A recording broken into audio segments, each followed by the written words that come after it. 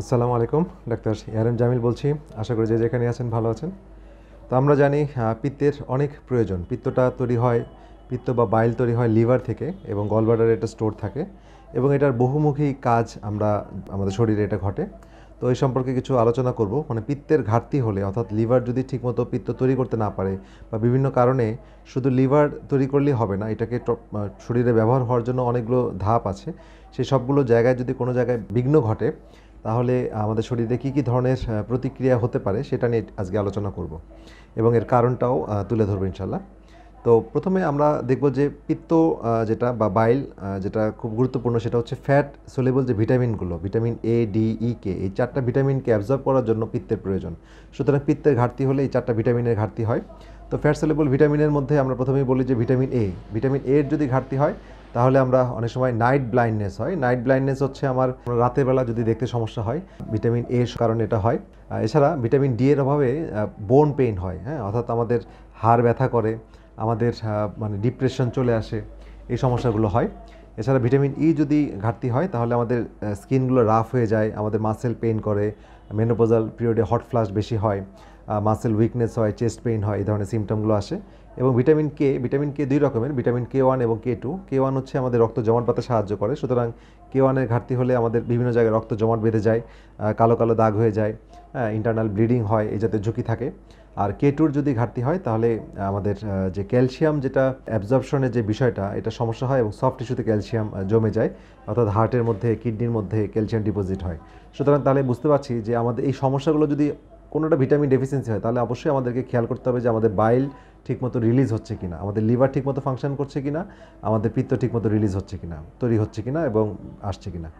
এরপরে যে সমস্যাটা বলবো সেটা হচ্ছে জন্ডিস। হ্যাঁ, যদি জন্ডিস পিত্তের ঠিকমতো প্রভাব না হয় বা ব্লক হয়ে যায় তাহলে আমাদের জন্ডিস হয়, চোখের সাদা অংশ হলুদ হয়ে যায়। এরপর হচ্ছে কনস্টিপেশন। পিত্তের একটা গুরুত্বপূর্ণ কাজ হচ্ছে যে আমাদের স্টুলটাকে নরম রাখা এবং রেগুলার বাওয়েল মুভ করা। হ্যাঁ, টয়লেটে যেন আমরা যাই রেগুলার টয়লেট হয়। কিন্তু যদি পিত্তের প্রবাহটা যদি স্লো হয়ে যায় তাহলে কনস্টিপেটেড হয় এবং পায়খানা কষা হয়, এই সমস্যাগুলো দেখা যায়। এছাড়া একটা প্রবলেম হয় ফ্যাটি লিভার, অর্থাৎ পিত্ত যদি ঠিকমতো প্রবাহ না হয় তাহলে লিভারে ইনফ্লামেশন হয় এবং ফ্যাটি লিভারে একটা ঝুঁকি থাকে এবং ঠিকমতো কোলেস্টেরলগুলো ড্রেন হয় না, টিজিগুলো ড্রেন হয় না, এই সমস্যাগুলো হয়। এছাড়া ব্লোটিং, পেটের মধ্যে বুটবাট শব্দ করা, হ্যাঁ, মানে গুড়গুড় শব্দ করা, এটা হয় যদি পিত্ত ঠিকমতো রিলিজ না হয় তাহলে ফ্যাটগুলো অ্যাবজর্ব হতে পারে না। তো ফ্যাট অ্যাবজর্ব না হলে পেটের মধ্যে এরকম শব্দ হয়, গ্যাস হয় এবং তেল তেলওয়ালা পায়খানা হয়। তারপর হচ্ছে পায়খানা যখন হয়, পিত্তর ঘাটতি থাকলে পায়খানা টয়লেটে ভাসে বা পায়খানার রঙটা অনেক ফ্যাকাশে হয়ে যায়, অর্থাৎ হলুদ যে পায়খানা বর্ণটা হওয়া উচিত টয়লেটের সেটা হয় না, হ্যাঁ, স্টুলের কালারটা চেঞ্জ হয়ে যায়। এছাড়া পিত্তের প্রবাহটা যদি ঠিকমতো না হয়, অর্থাৎ খুবই ঘন হয়ে যায়, কোলেস্টেরল রিচ হয়ে যায়, ঘনত্ব হয়ে যায়, তাহলে সাধারণত পিত্ত পাথর হয়। সুতরাং এই কারণগুলোতে মানে পিত্তটা খুবই জরুরি। হ্যাঁ, এই পিত্তের অভাব হলে এই সমস্যাগুলো হয়।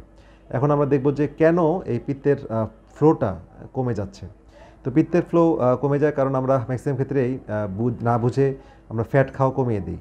তো ফ্যাট থেকে কিন্তু পিত্ত তৈরি হয়, কোলেস্টেরল থেকে, এবং ফ্যাট না খেলে গলব্লাডার স্টিমুলেট হয় না এবং লিভার স্টিমুলেট হয় না to make or to produce bile. So আমাদের ফ্যাট খেতে হবে, ভালো ফ্যাট খেতে হবে।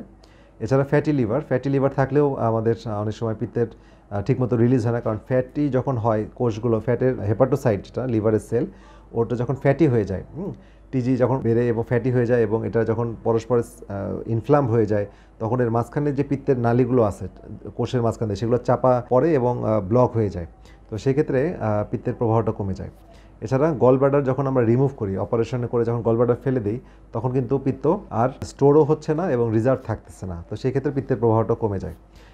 এছাড়া আমাদের ইম্পর্টেন্ট হচ্ছে যে গা টিস্যু, অর্থাৎ আমাদের পেটে যদি উপকারী ব্যাকটেরিয়া কমে যায় তাহলে কিন্তু এই পিত্ত প্রবাহটা কমে যায়। কারণ কি? কারণ আমাদের যে উপকারী ব্যাকটেরিয়া আছে সেটা কিন্তু এই পিত্তটাকে রিসাইকেল করতে সাহায্য করে। আমাদের মোর দেন 90% পিত্তটা রিসাইকেল হয়, পুনর্ব্যবহৃত হয়। তো এটা করতে আমাদের এই উপকারী ব্যাকটেরিয়া খুবই গুরুত্বপূর্ণ ভূমিকা পালন করে। সুতরাং অযাচিত অ্যান্টিবায়োটিক খেয়ে বা রং লাইফস্টাইল প্রসেস ফুড খেয়ে আমরা যেন এই ব্যাকটেরিয়াকে কমিয়ে না ফেলি সেটা খেয়াল রাখতে হবে, বা জাঙ্ক ফুড খেয়ে।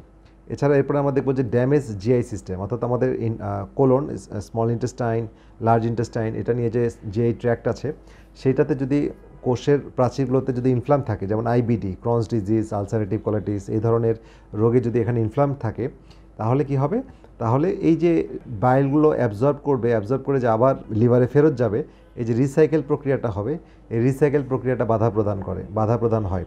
তো সুতরাং আমাদের কোলনের ওয়ালটাও ঠিক রাখতে হবে, এখানে যেন কোনো স্কার টিস্যু তৈরি না হয় সেটা খেয়াল করতে হবে। তো এই ক্ষেত্রে তাদেরকে যখন এরকম জটিলতা হবে তখন সেই সময় সাময়িক সময়ের জন্য বাইল সল্ট বাইরে থেকে দেওয়া যায় বা দেওয়া উচিত। তো আজকের এই বিষয়টা আলোচনা করার উদ্দেশ্য হচ্ছে যে পিত্তের গুরুত্বটা আমাদেরকে বুঝতে হবে। পিত্তটা সৃষ্টিকর্তা এমনি দেননি এবং সেটার যত্ন আমাদের করা উচিত এবং সেটা যেন সঠিকভাবে রিলিজ হয় এবং সঠিক মাত্রায় যেন রিলিজ হয় সেটা আমাদের খেয়াল রাখা উচিত। কারণ পিত্তের ঘাটতি হলে অনেক সমস্যা হয়, যেটা আমি আজকে আপনাদের সাথে শেয়ার করলাম।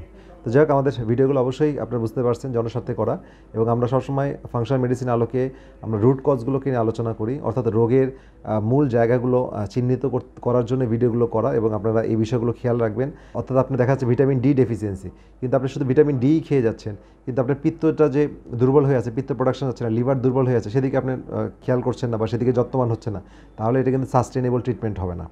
হ্যাঁ, ভিটামিন এ এর ঘাটতি হচ্ছে, কিন্তু কারণটার দিকে যেতে হবে। তো এরকমভাবে অনেকগুলো কারণ আমি আজকে বললাম। তো সবগুলোর ফাংশনাল মেডিসিন আমরা এটি ট্রিটমেন্ট করি। ফাংশনাল মেডিসিন আমাদের রুট কজটাকে ফাইন্ড আউট করি এবং তারপর সেটাকে এলিমিনেট করি। যখন আপনি কজকে সরাতে পারবেন তখন আপনার ফলাফল বা ইফেক্ট চলে যাবে। তো যাই হোক, আজকে ভিডিও এই পর্যন্ত। সবাই ভালো থাকেন, সুস্থ থাকেন। পরবর্তী ভিডিও দেখার আমন্ত্রণ রইল। আল্লাহ হাফেজ।